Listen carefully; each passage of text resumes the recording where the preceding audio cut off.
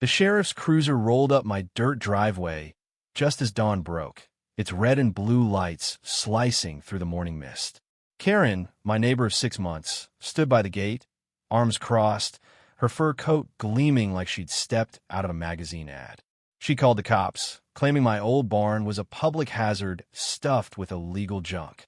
Her voice, sharp as a razor, had been ringing through the neighborhood for weeks, accusing me of everything from hoarding to running a secret chop shop.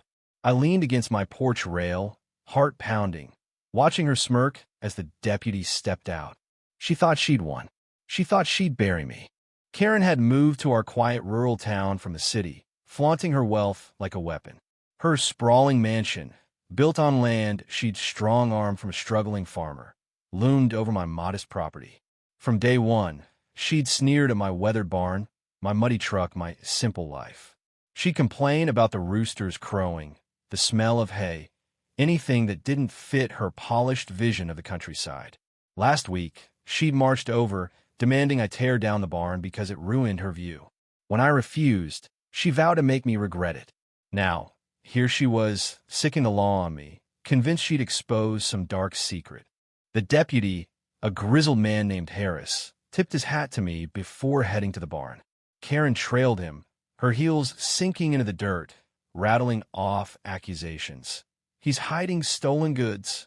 I've seen suspicious trucks at night. I followed, my stomach twisting. I'd restored that barn myself, plank by plank, to store tools and hay for my small herd of goats. It was my sanctuary, not a criminal hideout. But Karen's lies had a way of sounding true, and I wondered if Harris would buy her act. Inside the barn, Harris scanned the neatly stacked hay bales, the rusted tools, the old tractor I'd been fixing for years. Karen's voice grew shriller, urging him to check the walls for hidden compartments. I clenched my fists, fighting the urge to snap. Then, something caught Harris's eye, a stack of wooden crates in the corner, half covered by a tarp. My heart sank. I didn't recognize them. Karen's eyes gleamed with triumph as Harris pulled the tarp aside, revealing crates stamped with bold black letters. Property of K. Whitmore. Karen froze. Her smug grin vanished. I stared, confused. K. Whitmore? That was her name, Karen Whitmore. Harris pried open a crate, revealing piles of documents, ledgers, and what looked like forged property deeds. My jaw dropped. These weren't mine. They were hers. The deputy's radio crackled as he called for backup, his voice steady but grim. Karen stammered, "Those aren't mine. He planted them." But her panic betrayed her. The truth was clawing its way out. Enter Old Man Jenkins, the town's reclusive historian, who'd been quietly watching from the edge of my property. Nobody knew much about Jenkins, a wiry figure with a weathered face and a habit of keeping to himself. But that morning, he stepped forward, holding a tattered notebook. "I've been tracking her," he said, voice low. "Karen's been buying up land with fake deeds for years. That barn? She wanted it gone because it's the last piece she couldn't steal." Jenkins had documented her shady deals, dates, and names, piecing together a paper trail that matched the crate's contents. The twist hit like a thunderclap. Karen wasn't just a nosy neighbor. She was a fraud, hiding her crimes in my barn to frame me. The confrontation exploded. Harris read Karen her rights as she shrieked, accusing every name, Jenkins, even the deputy, off a conspiracy. "You can't do this. I'm Karen Whitmore. I own this town," she spat, her face twisting with rage. But the evidence was damning. The crates held forged documents tied to her name, including deeds to half the county's farmland. She'd stashed them in my barn, planning to discover them during the inspection to ruin me.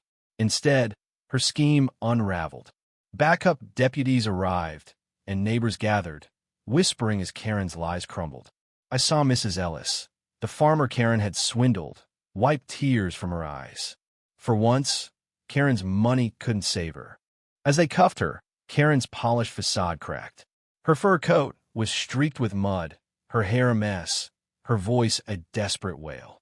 She'd come to my barn to destroy me, but her own arrogance had betrayed her. The deputies found more evidence in her mansion mails, bank records, even a burner phone linking her to a network of shady realtors. She'd been scamming families for years, preying on their trust, all while playing the part of a perfect neighbor. The barn, my barn, had become her undoing. By dusk, Karen was gone, hauled off in the cruiser as the crowd dispersed. Jenkins tipped his hat to me, his notebook tucked under his arm. Knew she was trouble, he muttered before vanishing into the twilight.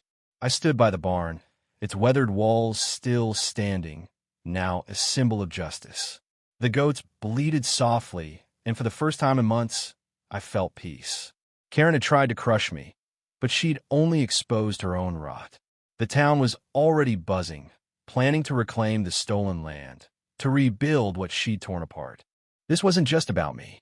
It was about every family Karen had hurt, every lie she'd told, every life she'd upended. Her downfall was a reminder. Truth has a way of rising, no matter how deep you bury it. I rebuilt my fence that week, stronger than before, and painted a sign for the barn. Truth stands tall. It's still there, a quiet promise to anyone who passes by. What do you think when does someone like Karen cross the line? Was her punishment fair? Or should she have faced more? Share your thoughts. Justice isn't just in the outcome. It's in the conversation we have after.